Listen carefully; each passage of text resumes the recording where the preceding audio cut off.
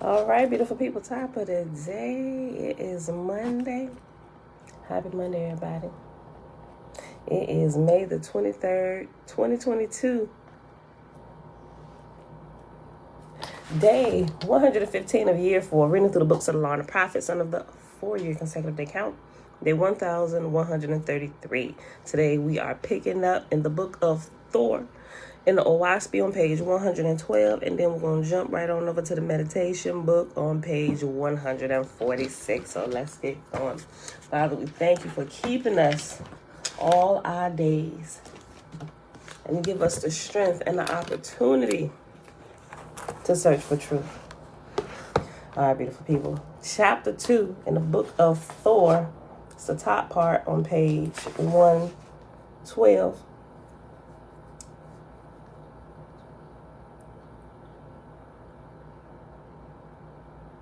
Okay. Chapter 2. Thor called in 30 million volunteers, and he provided an avalanza, an ethereal ship of fire, in which they embarked for the Red Star, where they should remain 4 years and 238 days, which was called the Dawn of Dan, for Thor of Donga. Then onward through Etheria, sped Thor and his 30 millions. Through the swamps of Asath and the fields of Broadwooski, through the ethereal seas of Hosanga toward the Ark of Mos, and thence to Chinvat, the boundary of the earth's vortex. Nor halted here, but sped onward in his ship of fire for Gal, the throne of God. God and his lords, being appraised of Thor's coming, had the capital in readiness for his reception. And they had beside gathered in all the angles of the second resurrection, and as many of the first as chose to come. In all, there were in Gal assembled 900 million angels, faithful in Jehovah.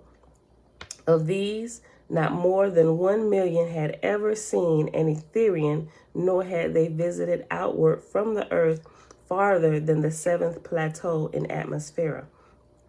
Amongst these, even in the heavenly capital of Gal, alighted Thor and his 30 millions. After due salutations, in the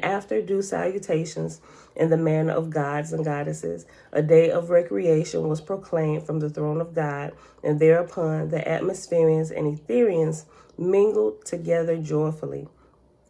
Then descended Thor on the throne of God, and he ordained as followeth, to wit, 1 million constables to go to the false lords and false gods and arrest them and bring them to Gal for judgment. 1 million captors to possess the thrones and temples of the false lords and false gods and hold them. 8 million captors to gather in the angel slaves in all the Hadan heavens. 6 million dispersers to overthrow and disperse the hells. And in parentheses, it has heavenly battlefields of spirits in chaos. Mom, shalom. Oh, great spirit, you created this spirit in our physical body. Fill us with your wisdom and truth. Amen. 6 million physicians to disrupt fetals from mortals. 2 million founders of Easian nurseries for the spirits of infants and helpless ones born into heaven before their full time. 1,000,000 founders of hospitals for chaotic angels and others stricken in disease, 500,000 marshals, 500,000 messengers, and 3,000,000 builders. And when these had been selected by the proper officers, they were dispatched to their several places and duties. Then Thor reorganized the Council of Gal for the period of dawn. So God and his lords rested for a season, whilst Thor and his hosts delivered earth and her heavens. In 1 year, all the false lords and false gods and goddesses were captured and brought to Gal. Neither passed Thor judgment upon them until they were all brought in. And on this occasion, there were assembled in Gal millions of angels to witness the proceedings. Thor said unto them, Perceive ye not that my power is greater than yours? How can that be? I have but 30 million, and of you there are more than 30,000 million. Wherein then am I more powerful? Behold, I have arrested all your heavens and heavenly rulers. How is this? Whence my power? Not one could answer Thor. Then Thor said, My army is a unit. Yours are divided, one against another. Yea, each one was an anarchy. This I declare unto you all, Jehovah, first of all, and his creatures. After and his creatures, it has reference number 2, which says at the bottom, and his creations, which he hath given unto all. Okay. This I declare unto you all, Jehovah, first of all, and his creatures, to learn to master the elements of earth and heaven. This is the foundation for acquiring all power. Because ye bound yourselves in heavenly places on earth, ye rose not up to the places prepared for you. Answer me now, how standeth the world as to what is to come? Many of the false lords and false gods answered after this manner, I fear to speak my mind, lest thou in anger cast me in hell. Thor said, He who hath learnt to know Jehovah and to serve him feareth nothing on earth nor in heaven. Fear is but the manifestation of weakness. Speak therefore what ye desire, no harm shall befall you. Then many of them said, This do I perceive, O God. There lieth the earth and many heavens. The strongest mortals rule over the weaker. The strongest gods rule over the weaker. Therefore, make me thy slave. I am content. Then Thor said, A greater hardship give I unto all. I give you your liberty and freedom. Go therefore whither ye desire. Ask not one to serve me, but say unto you, Go serve Jehovah by lifting up whomsoever is beneath you. And after whomsoever is reference number 3, and at the bottom of the top part, it says, Whoever is beneath you. All subsequent similar changes are not footnoted. See editor's note number 7. They answered, Whither shall we go? We know not the way from one heaven to another, nor the way down to the earth. Thou sayest, Go serve Jehovah by lifting up such as are beneath us. Now verily, we cannot lift up ourselves. Had we great riches or power or wisdom, then we willingly do for those beneath us. Thor said, Verily are ye gods of darkness. I say unto you, wait not for any of these things, but go at once and serve Jehovah. They answered, When we have first provided a way for ourselves, then we will serve him. Thor said, Ye have spoken the darkness of all the world. I say unto you, Go serve Jehovah first, and after that come to me, that I may see wherein ye lack in anything. They answered, How can one serve Jehovah by lifting up others, if he have not clothes, nor food, nor habitation? Thor said, It is well ye ask that question to your own souls, and behold, the Father will answer you. Let that be the question ye ask yourselves every hour of the day, and watch ye for an opportunity to answer it by the labor of your own hands. And going back to the beginning of verse 34, after where it says, It is well that ye ask that question. After question, it has reference number 4, which says at the bottom, question, but I say, direct that question to your own souls. Okay, back up to verse 35. Then the false gods and false lords were dismissed from custody. Thor commanded the light of the throne and the pillars of heavenly fire to be raised to a higher grade. The false lords and false gods desired to flee because of the brilliancy of the light, but knew not whither to go. Thor said unto them, why have ye assumed to be lords and gods, since ye cannot even master the elements in the lower heavens? I say unto you, the regions of Jehovah's universe are boundless. Let no one assume to do that which he cannot do, but little by little learn to master the elements surrounding him, and he will in time learn to traverse Jehovah's beautiful firmament and be indeed a fit companion for gods and goddesses. Then spake the false lords and false gods, saying, oh, that we had someone to show us the way to learn. And after show, it has reference number 5, which at the bottom of the top part says, someone to teach us, someone to show us. Verse 40. Then Thor, perceiving they were in proper humor for resurrection, allotted unto them certain teachers and disciplinarians, and they were taken into educational colonies and put to work. Chapter 3. Thor said, to induce men and angels to find the way of resurrection, this is the greatest of all teaching. Man saith, O God, raise up thy servant. And the Lord saith, hold up thy hands, and I will lift thee up. But man will not. Man saith, send wise and holy angels to me, O Lord, to guide me in righteousness and good works. And the Lord said, as thou askest of God, even so do thou to thy fellows, but man will not. As it is with one man on earth, even so do we find it in Hada. To induce angels to develop themselves by taking hold with their own hands and by the exercise of their own talents, this is the work of the lords and gods, to rule over them without their knowing it, so as to lead them in the right way. This is wisdom. The first passion of man is to eat. The second, the sexual desire. The third, to make others serve him.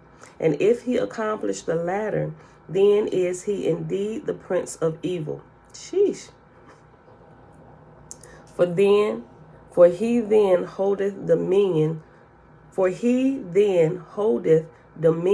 to the hurt of others. So also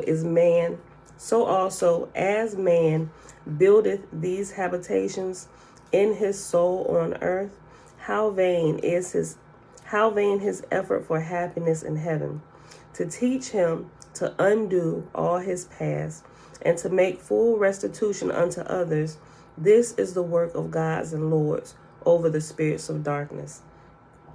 Thor established 2,000 educational colonies in Atmosphere, besides innumerable places of manufacturing and building, teaching the angels of heaven how to provide habitations for those born of earth into spirit life. In 3 years of dawn, Thor had prepared for Etherian ascension 4,000 million brides and bridegrooms. Now all this while the angels of Atmosphere had been taught much in regard to the emancipated kingdoms in Ethera, of the splendor and majesty and power of gods and goddesses there abiding. Thor spake from the throne of God before the holy council, saying, send swift messengers to Betatis, goddess of Terror in Ethera, greeting, and say unto her, thus saith Thor, Jehovah's son, Orion, chief of Donga, come thou to the heavens of earth. I have 4,000 million brides and bridegrooms as Jehovah's harvest.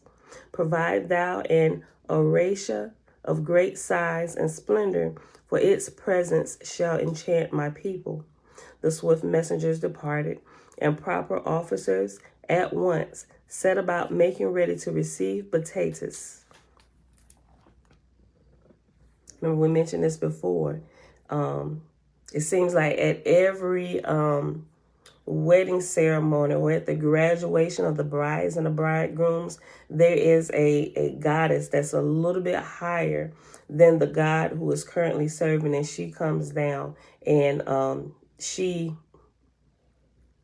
I ain't gonna say she graduates them, but she's like the head person leading, right? She's the one that kind of like starts the ceremony and everything to let everybody know we have a brand new class who's graduating from the earth. Provide thou an Oahspe of great size and splendor, for its presence shall enchant my people. The swift messengers departed, and proper officers at once set about making ready to serve potatoes.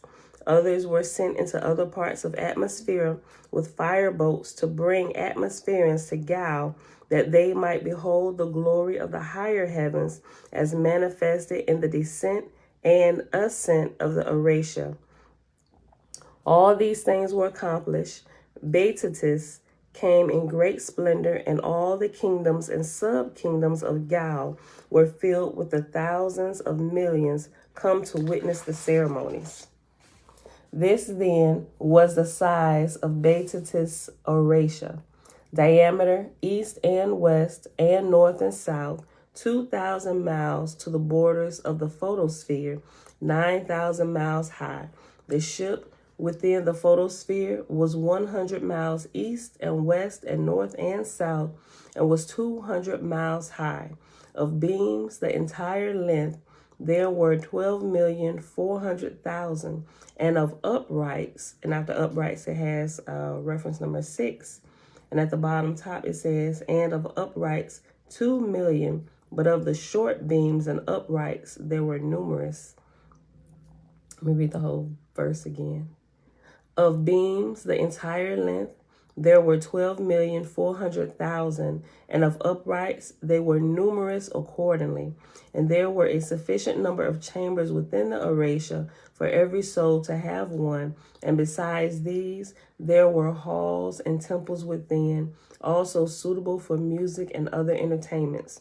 The colors, shades, and tints, with mirrors and with opaque ornaments, both movable and fixed, were provided in all possible ways, for ornament and for service, the like of which for beauty had never been surpassed in Donga.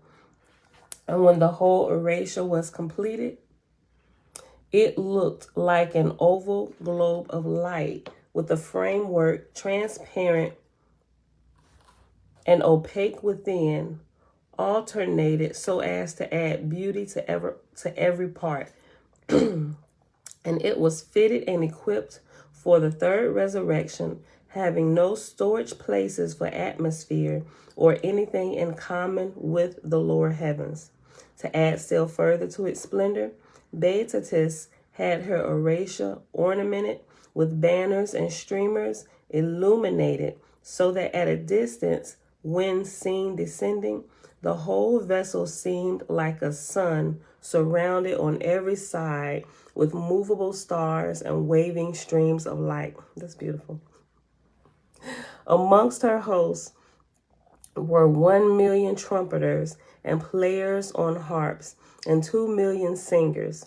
In the midst of the forepart of the ship was the holy council chamber with 4,000,000 members. Above the council chamber was the chamber of worship. You know what? I just thought about something. That's my thought. Hold on. I thought about some different things I'd be looking at with NASA, and some of the things where they talk about they see planets kind of come into our atmosphere. And one particular one, I forget what it was. I got to look it up. But it looked like another sun. I got to look it up. Let me make myself a note.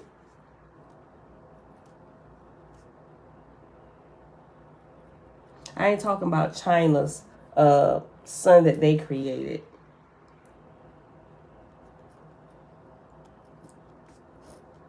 That's interesting. Okay, so I'm wondering, like, every not few hundred years, like few thousand years. Well, some things they say it happens only every like 3,600 years, but I'm like, or something like that. I'm like, how do you know? Well, first of all, your lifespan is not that long. Like, how do you know that? There are not even enough generations alive that probably would have passed down the information correctly, or yeah, it would have got misconstrued some point in time throughout time for you to just with confidence say, like, yeah, this comes in our atmosphere every 3,600 years. How would you possibly know that? How would y'all be able to decipher that, right? So they're pulling that information from somewhere, or otherworldly entities are talking to them, letting them know, or some stuff they're probably just making up. I don't know. I'm still looking into it all. Jan Grand Rising. Okay. Let's see. I'm going to read verse 16 again. To add still further to its splendor, Beatrice had her Oahspe ornamented with banners and streamers illuminated, so that at a distance, when seen descending, the whole vessel seemed like a sun surrounded on every side with movable stars and waving streams of light. Amongst her hosts were 1 million trumpeters and players on harps and 2 million singers. In the midst of the forepart of the ship was the holy council chamber with 4 million members. Above the council chamber was the chamber of worship, and at either side were the halls for dancing and social reunion. When Beatrice's ship neared the atmosphere and kingdom of God, millions of her hosts stationed themselves on the galley beams and stay lines, adding a scene of life to the ethereal ship of surpassing beauty. With ballast had Beatrice provided her ship, so that when she came within the earth's vortex, she could stand where she desired, whilst the earth and her heavens turned their actual course, that both mortals and angels might witness the brilliancy and glory of the works of Donga's chief goddess. And thus Beatrice stood in her ship of fire just beyond the plateau of Gal, whilst the earth and her heavens made one revolution. The next day she descended into Gal, where God and his lords, under direction of Thor, Jehovah's son, had prepared the mighty audience. When the ship was made fast, the chief marshal of Beatrice's host met and conducted Beatrice up in front of the throne of God. And after the chief marshal of Beatrice's host, after of, it has reference number 7, and down at the bottom it says 7, the chief marshal of Gal and the chief marshal of Beatrice's host. Okay. Verse 24. Thor said, in Jehovah's name, welcome, daughter of light. Beatrice said, praise the Almighty. In love, I am come to answer thy prayer. Then spake God, saying, welcome, O goddess, come and honor my throne. Then went Beatrice forward in a flame of light, and was greeted after the manner of gods and goddesses, after which she sat in the midst of the throne. And at once the ceremonies of initiation for the brides and bridegrooms were accomplished. Then came a day of recreation, and after that Beatrice and her host, together with the 4,000 million brides and bridegrooms, entered her Oahspe and departed upward for the Ethereal heavens. That was good. Hold on. Chapter 4, what we get? 24 minutes? Okay. Chapter 4.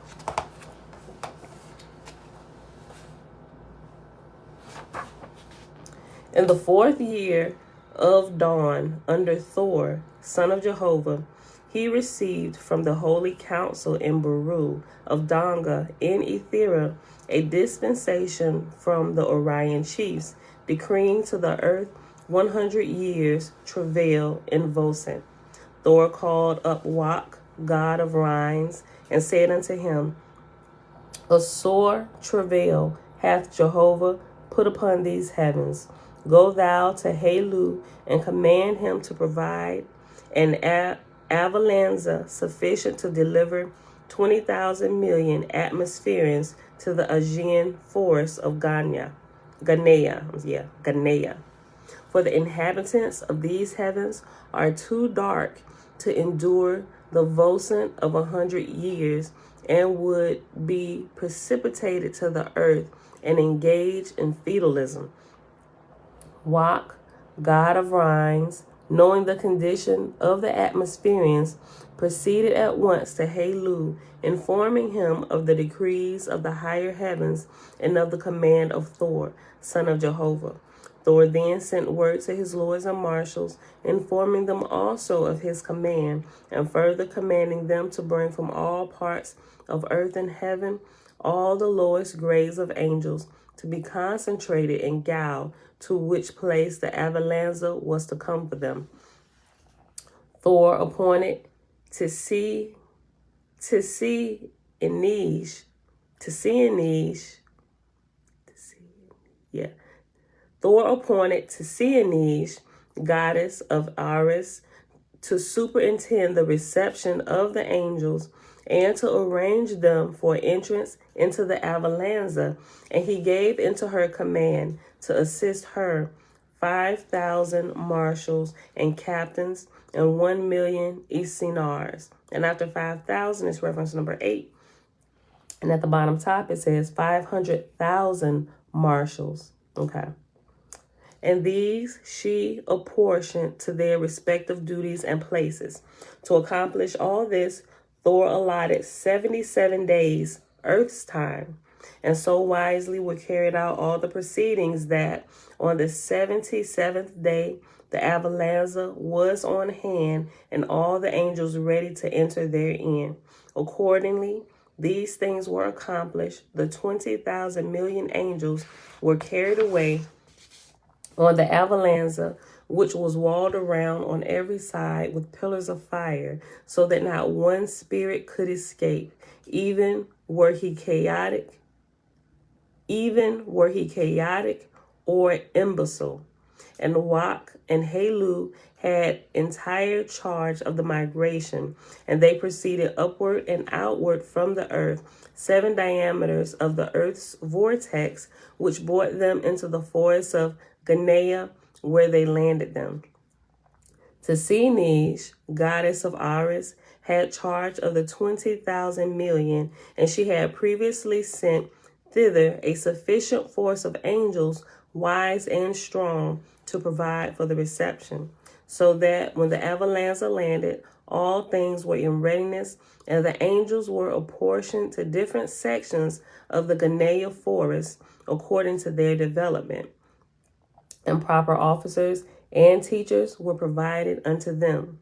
By Inish were these things done, and she established a throne of Aji and provided a temple of council and all such things as are required in the government of a new colony, and to reign after the expiration of dawn.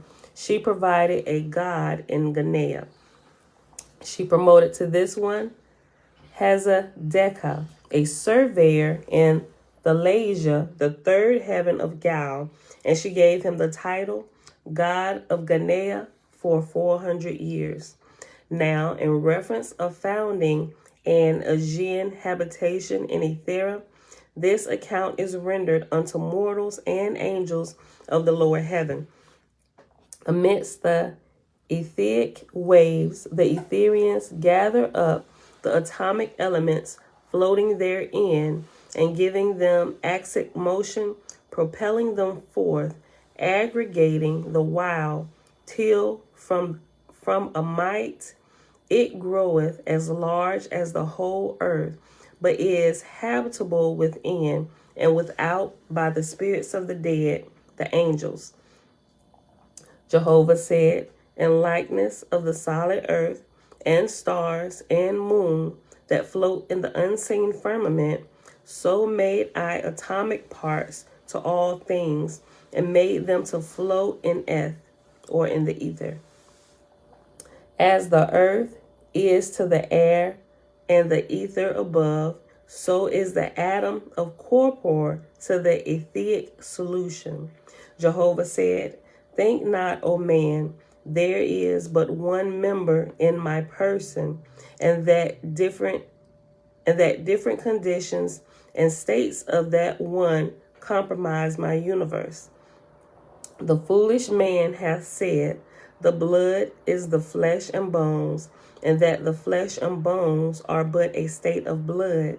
But he seeth not that I make not flesh out of blood, but out of that the blood carrieth. And in like manner carry I the corpora of my person in the eth of my being. Now, as to Thor, son of Jehovah, after the departure of the Avalanza, he provided a new god unto the earth and her heavens, and crowned him, and bestowed upon him the triangle which had been handed down since the habitation of earth by man. As for the remaining time of dawn, Thor traveled around the earth and her heavens, making records thereof to be carried with him to Baru in the time of his ascent. In consequence of the depletion occasioned by the resurrection of the 20,000 millions to Ghanea, God and his lords were greatly relieved of their burdens in Gal and on the earth. And this is where we will pause at chapter 5. We'll pick this back up tomorrow because we are at the 30-minute mark. Okay. We have a plate on page 118, but it didn't say go look at plate 5. It may say that somewhere else.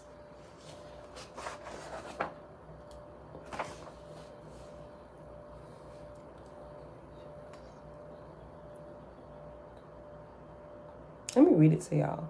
Okay, it has plate 5. I'm sure we're gonna get to that. I don't think we saw this plate yet, but I'm gonna show it to you because it's right here on this page. I know they strategically set these plates throughout the Oahspe. Let me see.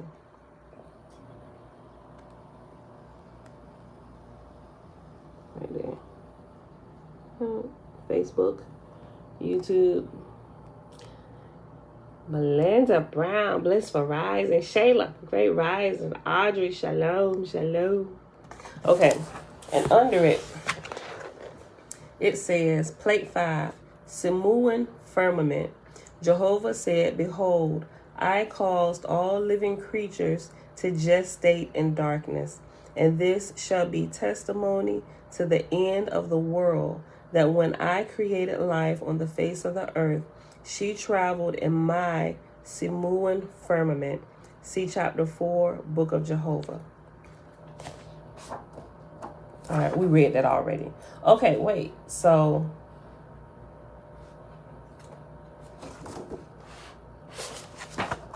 yeah, we read Book of Jehovah already. Hold on. Book of Jehovah, page 6.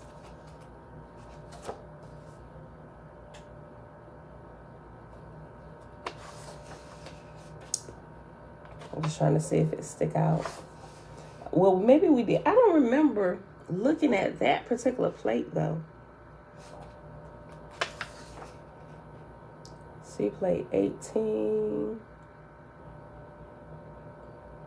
Okay, I think it's just referencing what he was saying in the Book of Jehovah while the earth was being created and all the elements within. Yeah, but I don't think this called out this particular plate in here, but that plate is referencing this book. All right. I'll probably go back and look at it a little bit later. All right. But the Book of Jehovah was absolutely wonderful, if y'all remember it when we was going through it. Okay. All right, y'all. Hop on over to the meditation book. Oh, we almost done, y'all. I said possibly about 2 weeks. Oh yeah, because this is what we have left.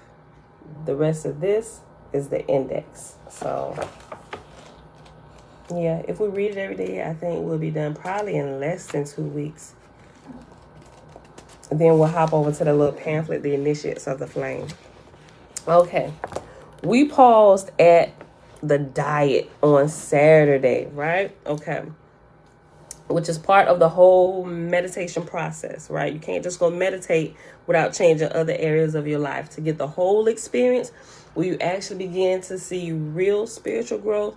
Everything, like all of your life has to be touched, right? You literally have to change your lifestyle and begin flowing. Have everything that you do, your thoughts, your flesh, your diet, what you put into your ear gates, what you put in your eye gates, like you have to get everything going. And when we start doing that, we do it bit by bit. Some people start off with the actual sitting meditation, trying to focus the mind. Other people start with the diet. Everybody start at different times and in different paths, depending on how they're already living their life, right? Okay. We actually read that page right there. Hold on. No, we read through the diet already. Yeah, we read through this particular page. I put the wrong page number up here. Did I say I was going to read that again? I don't want to read it again. But that was just an overview. Okay, I put my mark in the wrong page. We're actually right after that, right? Tips for formal meditation practice. But I will read the last paragraph of the diet at the top of this page, page 146. Okay. A serious spiritual aspirant must, okay, Siri, cancel.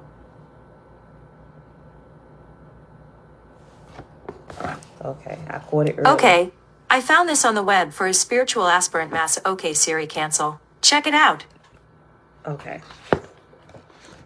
Let me see if I can say this without alerting her. A serious, no. Hello. No. It's saying, hey, serious. Hey, Siri, or hey, serious. I wasn't talking to you. A serious spiritual aspirant must learn about the nature of food as he or she climbs the ladder of mystical spirituality. In doing so, a healthy constitution can be created which will allow for a positive and fruitful spiritual movement towards self-discovery.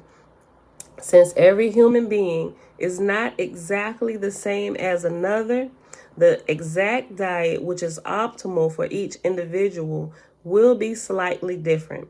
Therefore, each individual should experiment with their diet within the broad guidelines given above in order to discover the right combination within the lucid diet category which is best suited for him or her.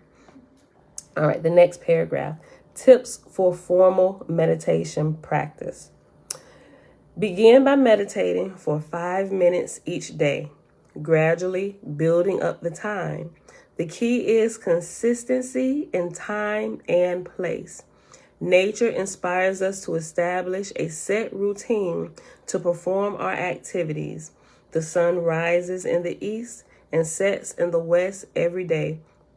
The moon's cycle is every 28 days, and the seasons change approximately at the same times of the year every year.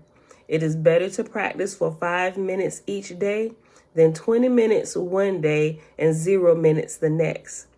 Do a formal sit-down meditation whenever the feeling comes to you, but try to do it at least once a day, preferably between 6 a.m.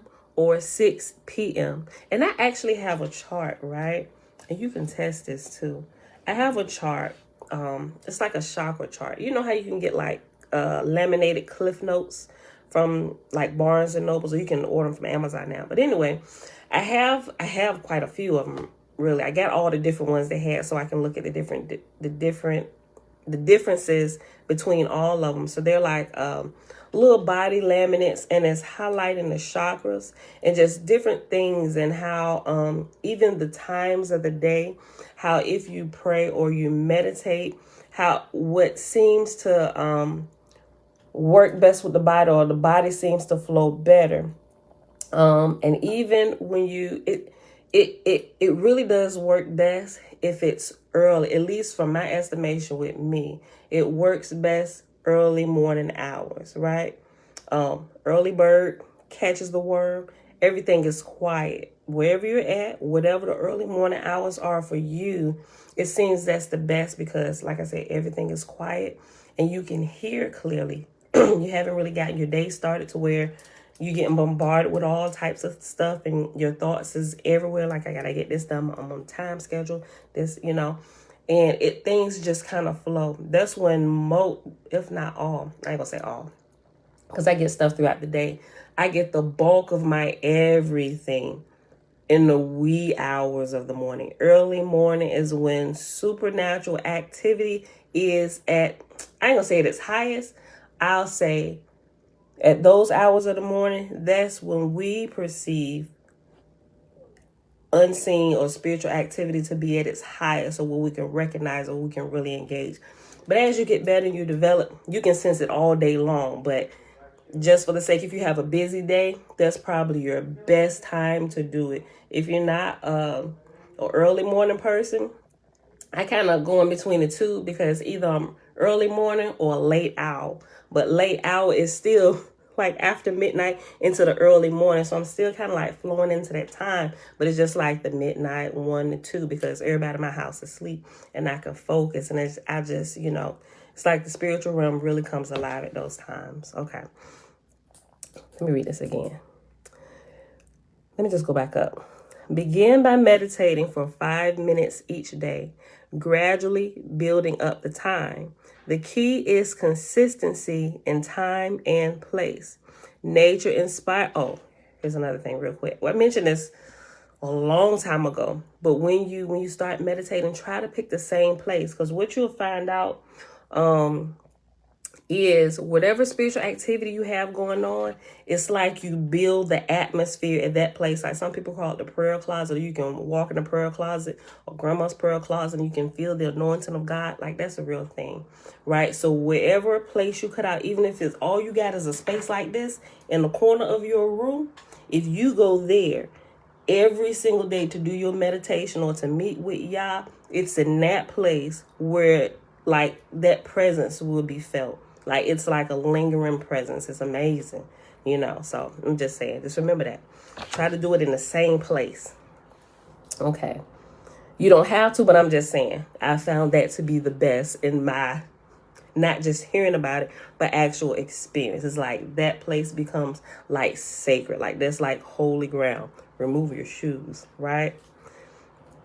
Begin by meditating for 5 minutes each day, gradually building up the time. The key is consistency in time and place. Nature inspires us to establish a set routine to perform our activities. The sun rises in the east and sets in the west every day. The moon's cycle is every 28 days, and the seasons change approximately at the same times of the year every year. It is better to practice for 5 minutes each day than 20 minutes one day and 0 minutes the next. Do a formal sit-down meditation whenever the feeling comes to you, but try to do it at least once a day, preferably between 4 a.m. to 6 a.m. or 6 p.m. to 8 p.m. Do not eat for at least 2 hours before meditation. It is even more preferable not to eat 12 hours before. It's just your spiritual senses are heightened, right? And the longer you go without food, the higher your spiritual senses become. Like, literally. It's almost just, when you remove the food portion, it's like all your, whatever, I ain't gonna say whatever, but if you've been doing it for a while, you begin to recognize different, I ain't gonna say spiritual gifts, but so you know what I'm talking about, spiritual gifts. Like, you'll be able to see in the spirit, hear in the spirit. I can also smell things in the other realm as well, right? It's just a lot of things. Your perception is heightened. It's a sharpening tool for your spirit.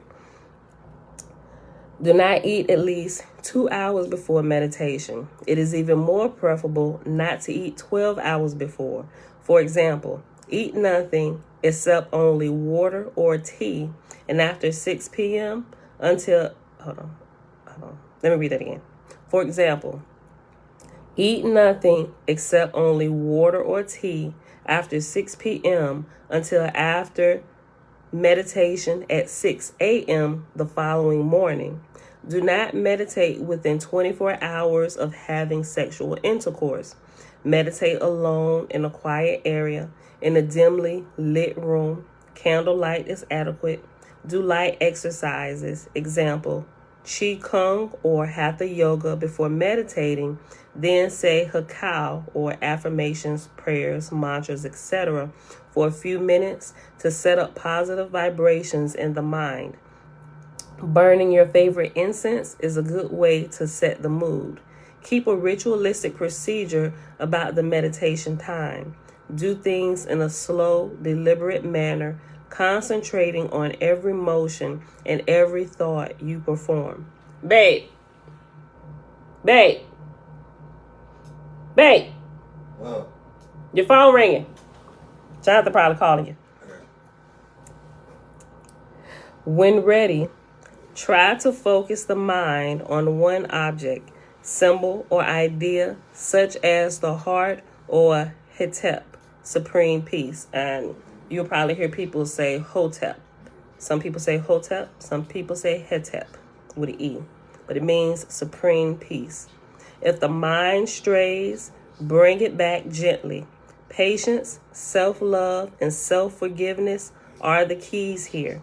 Gradually, the mind will not drift towards the thoughts or objects of the world.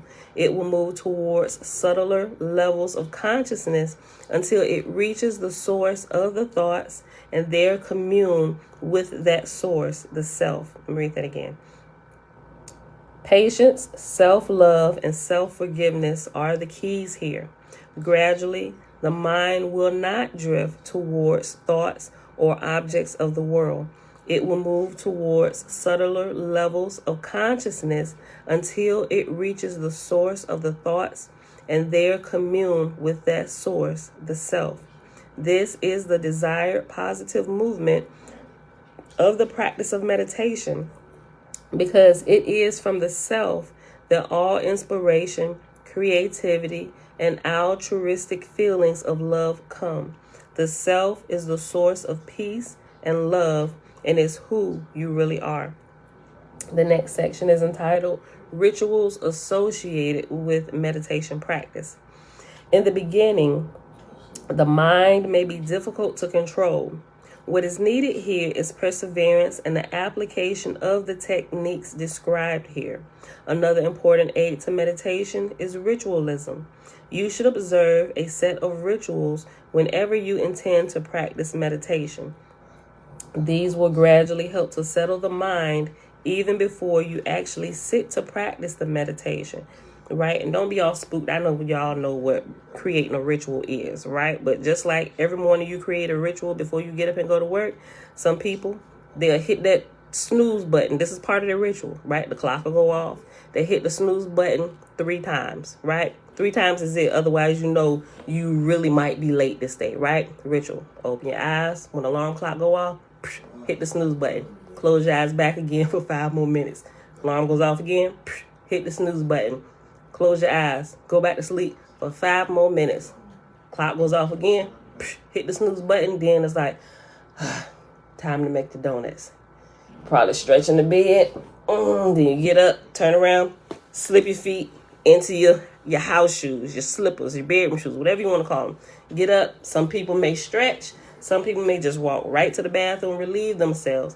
Some people get in, go in the bathroom, and hop right into the shower. Some people choose to brush their teeth while they're in the shower. Some people get out the shower, then brush their teeth in the same manner, right? Then they come out, They may iron their clothes while they're in their bath towel, or some may get up out the bed and go iron their clothes. Some may iron theirs before they go to bed. You see what I'm saying? It's a ritual that you do every day, right? So just like you do that ritual when you get up in the morning, whatever it is you do, create a ritual like that to get yourself in a groove, right? So when you set up your meditation time, like always do that. Like you don't have to, but you find it's easier to get right back into that sweet spot if you do, right? Where that presence lingers and you can just hop right in, right? And the more you do it, the easier it happens, and you can get right back into the zone a whole lot faster as the days progress if you are consistent with it, right? And sometimes when you go after a good period of time, after being consistent and diligent, and that presence has built up, sometimes you can even forego the ritual. You can just get right in. The presence is like waiting on you, like, come on, girl, I've been waiting for you. Come on, let's go, right? And you get in there, the presence just engulfs you, right? That's what we're trying to work it up to, right? Listen, rituals associated with meditation practice. In the beginning, the mind may be difficult to control. What is needed here is perseverance and the application of the techniques described here. Another important aid to meditation is ritualism. You should observe a set of rituals whenever you intend to practice meditation. These will gradually help to settle the mind even before you actually sit to practice the meditation. They are especially useful if you are a busy person or if you have many thoughts or worries on the mind. First, take a bath. Water is the greatest cleanser of impurities. In ancient times, the practitioners of yoga would bathe before entering the temples and engage in the mystery rituals. This practice has been kept alive in the Christian practice of baptism and the prayers of using holy water. Some people need more than just a sprinkle of holy water, right? They need to be completely submerged and left down for a few minutes, right? So when you out about at the brink of death, they bring you back up. You really want to live now, right?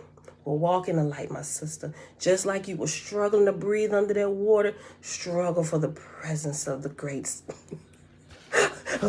spirit, right? Live your life like with purpose and vigor. Just like you was fighting to give up, fight to live your life in a righteous manner, right? No, don't do that. Y'all might go to jail. But y'all get it. Once you have bathed, put on clothing which you have specifically reserved for the practice of meditation. This will have a strong effect on your mind and will bring meditative vibrations to you because the clothing will retain some of the subtle essence of the meditation experience each time you use them. The clothing should be loose and comfortable. It is recommended that you wear 100% cotton or silk because these are natural materials which will allow the skin to breathe and feel comfortable. Keep the clothing clean and use the same style of clothing for your meditation practice. You can also see this in scriptures. When the priests went in to perform their duties, they had their priestly garbs that they put on. They would follow the same rituals. They would bathe and they would put their garments on, and those garments were holy, right? And you were not to wear them outside of the temple. When you got off duty, you take it off, right? Just like military, right? Well, when I came in, if you weren't on duty, you ain't supposed to wear like your BDUs and your uniform out in the civilian world, right? Nobody really should. It's a sacred thing. You wear your uniform when you're on duty, right? And everybody know. No need to broadcast that. Nowadays, like if you live off of base, you really should remove your uniform before you leave off of base, right? Nowadays, it's military to me just get more lax by the day, right? there's something secret, like that's your secret. Like Chinese Goji is my secret. I bear no arms. Like people shouldn't know that, right? Nobody should really see you in your uniform unless it's time to go to war. Then things is really serious at that point. Magnesi, Grand Rising. Okay.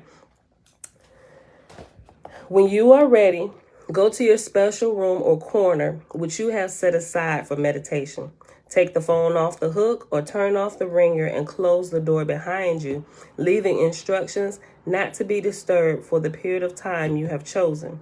When you sit for meditation, light a candle and some incense of your choice, and then choose a comfortable position, maintaining the back straight, either sitting on the floor in the cross-legged posture, which is called lotus, which is this posture right here. That. Can y'all see on YouTube? Okay. Alicia, salama, sister, salama. Okay. When you sit for meditation, light a candle and some incense of your choice, and then choose a comfortable position, maintaining the back straight, either sitting on the floor in the cross-legged posture, lotus, or sitting in a chair with the feet on the floor, or lying on your back on the floor in the corpse mummy pose without falling asleep. Without falling asleep. First, locate an area of your home where you can perform spiritual practices such as yoga exercises, prayers, and meditations and not be disturbed. This area would be used only for yoga practice. Now, gather the basic materials needed to create your own meditation area. An altar is a place of worship which contains certain artifacts which hold specific spiritual symbolism that lead to spiritual awareness. They do not need to have a specific religious affiliation. However, they should have... Hold on. Let me read that again. Now gather the basic materials needed to create your own meditation area. An altar is a place of worship which contains certain artifacts which hold specific spiritual symbolism that lead to spiritual awareness. They do not need to have a specific religious affiliation. However, they should have spiritual significance. This will help to draw the mind away from worldly thoughts and lead it towards concentration on higher spiritual thoughts. The following items are to be considered as a basic listing of items. You are free to choose other items with which resonate with your spiritual consciousness. Where you going, son? No, he's not here yet. You better get him like, boy, you 7 years old. You don't leave out of here like, go on over there, son. Go lay back down. I don't know what he thought this was. Number 1, a small table. Number 2, candle. The candle holds deep mystical symbolism. It contains within itself all of the 4 elements of creation: fire, earth, which is wax in a solid form, water, which is wax in liquefied form, and air. All are consumed in the burning process, and all of them come together to produce light. Now, like my mama said, now that'll preach. I'm going to read it again. Number 2, a candle. The candle holds deep mystical symbolism. It contains within itself all of the 4 elements of creation: fire, earth, wax in solid form, water, wax in liquefied form, and air. All are consumed in the burning process, and all of them come together to produce light. This singular light represents the singular consciousness which shines throughout the entire universe. This light is the illumination which causes life to exist, and it is the reason and source of the human mind. This light is life itself, and life is God. Therefore, God is ever present in the candle, in the universe, nature, and in your heart and in your mind. Number 3, incense. And we know that the priests in the temple, they always had these things present, right? Even though we aren't taught about the smaller significant things on why they were there, I think this is a really good way to explain some of those things. So whereas we look at altar, oh my gosh, if you ain't talking about the altar at the foot of the pulpit where the pastor at, other altars are demonic. I I see how you've come to that understanding of altars, right? And some people, they just see people doing stuff, crystal ball readers and stuff with their altar and all this stuff, and they doing crazy stuff, and they trying to conjure up granddaddy. But your understanding of altars is also a little bit off. 3. Incense. Incense invokes divine awareness through the sense of smell. When you perform spiritual practices and use a special incense consistently, every time that you smell the incense, you will have divine thoughts and feelings, even if you are not in the regular area of meditation. You know how something happens to you in life, and maybe mama cooks something like every Sunday, and you begin to associate this smell with Sunday dinners that mom cooked and the family came to. That will literally linger the rest of your life. It's an association thing to associate you, your thinking, your mind, your senses with the presence of the Creator. That's why they used incense, right? Listen. Incense invokes divine awareness through the sense of smell. When you perform spiritual practices and use a special incense consistently, every time that you smell the incense, you will have divine thoughts and feelings, even if you are not in the regular area of meditation.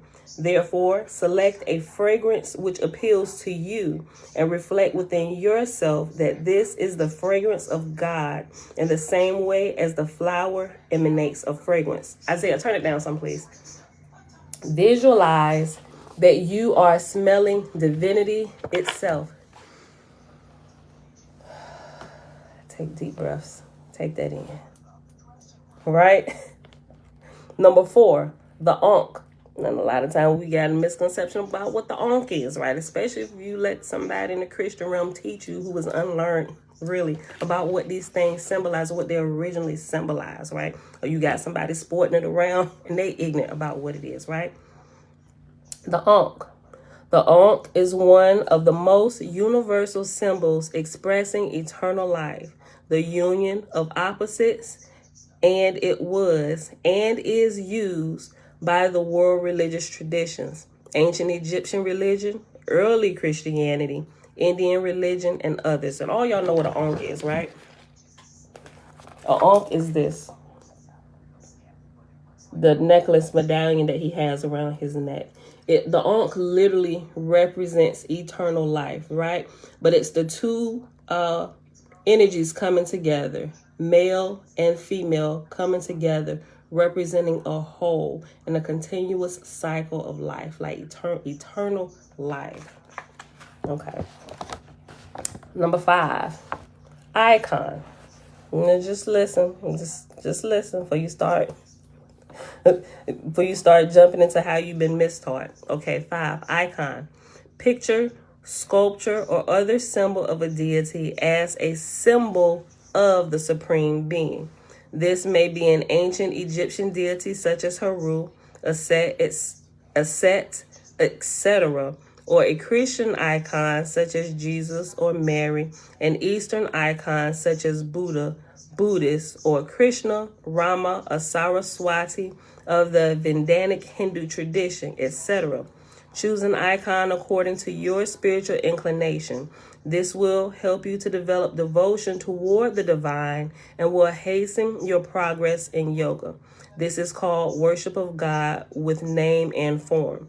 As you progress, you will be instructed on how to worship the divine in an abstract way without using any names or forms, right? The first is just a training mechanism, not to worship that particular thing that you have, but something just to help you keep your mind focused on the great spirit, or Yah, the great creator, right? But as you grow, that's kind of taken away. You don't need that. Forget about that. There was nothing. Look, you needed something. Remember Bruce Leroy with the medallion? Master, I need something. So he gave him a belt buckle. He said, Master, well, what is this? Bruce Leroy walked around with it, coveting it, right? This is, oh my gosh, this is the great master's seal medallion. And I get entrance. I get to go see the master with this. And he came back to his original sensei. He was like, Master. He said, Bruce Leroy, a real master would have used this to hold up his pants. It's nothing more than a belt buckle. But you needed something to keep you focused. So I gave you something. But this is nothing. He tossed it away. And he like, that really just kind of shook him down deep in his shanana, right?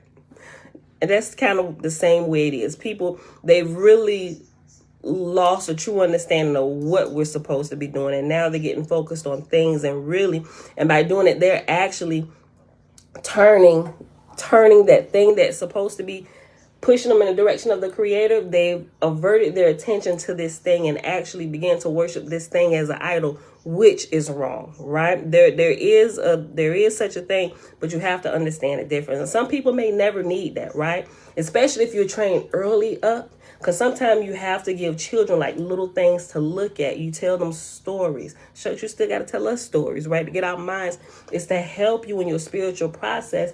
Everything is to point you back to the great Creator, right? The great Spirit to y'all. What page? We are on page 148. Okay. So let me read 5 again. Oh, we at 105? All right. I'll read this and that's going to be it. We'll pause right here. Number 5, icon. Picture, sculpture, or other. Okay. Let me say one more thing. Because you know how sometimes you may see pictures with, I give you a good example without like using a sculpture. I use a picture.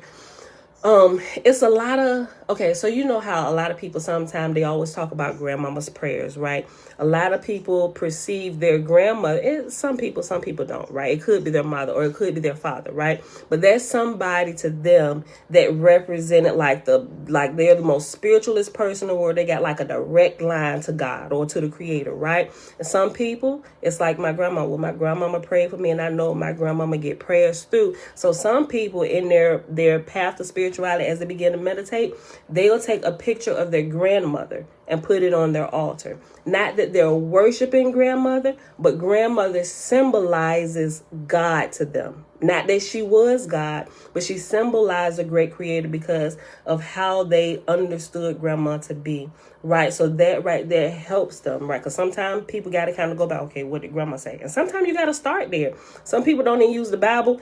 They feel like grandma is higher than the Bible. And that's okay, right? Because that's what they know. That's like their first introduction to the Creator. Whatever it is that gets you back to the great Creator, it's like use that. If that's not your grandma, I mean, probably most of us here, we're past that point.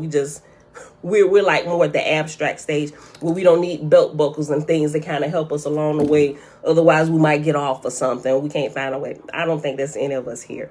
But for some of the new people that may come in and watch me in a few years that's searching for truth, may happen to stumble upon the videos somewhere if they ain't took them down. But sometimes you need something, but that's just to focus your mind. And once you're focused and you're on, just like riding a bike with training wheels, right? You don't keep the training wheels on forever. The picture of grandma was just training wheels for you until you was able to keep your balance, right? But once we get our balance, we chuck them training wheels, right? It's the same. That's the same exact principle here, right? Okay. I'll read it again. Icon, picture or sculpture or picture, sculpture, or other symbol of a deity as a symbol of the supreme being. This may be an ancient Egyptian deity such as Haru, Aset, etc., or a Christian icon such as Jesus or Mary, an Eastern icon such as Buddha, Buddhist, or Krishna, Rama, Saraswati of the Vedanic Hindu tradition, etc. Choose an icon according to your spiritual inclination. This will help you to develop devotion toward the divine and will hasten your progress in yoga. This is called worship of God with name and form. As you progress, you will be instructed on how to worship the divine in an abstract way without using any names or forms, or the training wheels come off because you're growing, right? You don't need this anymore, right? All right, so this is where we'll pause at today. The next section is the development of devotional feeling. So we'll get into that tomorrow. All right, so I hope you all enjoyed the reading for today.